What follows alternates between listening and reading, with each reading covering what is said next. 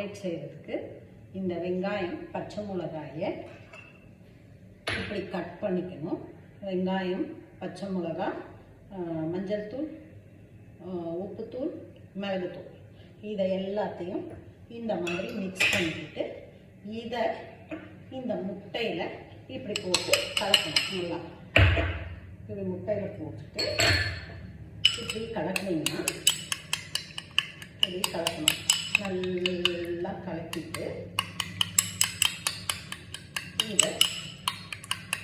இதை இந்த அடுப்பில் இப்படி போட்டு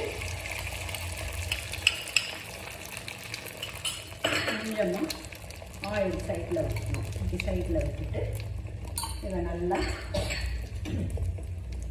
இப்படி பொறுமையாக இப்படி திருப்பி போட்டால்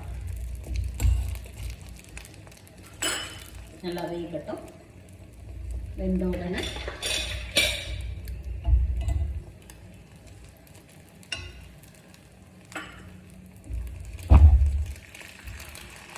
திருப்பி போடும்போது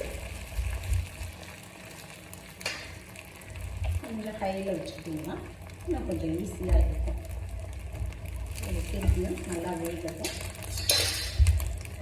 இது நல்லாவே வேகட்டும். வெந்த உடனே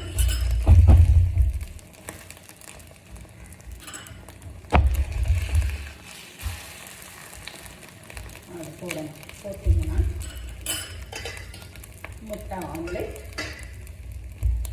கொஞ்சம் நல்லா வேகும். இல்லைன்னா உள்ளெல்லாம் வேகாமல் இருக்கும்.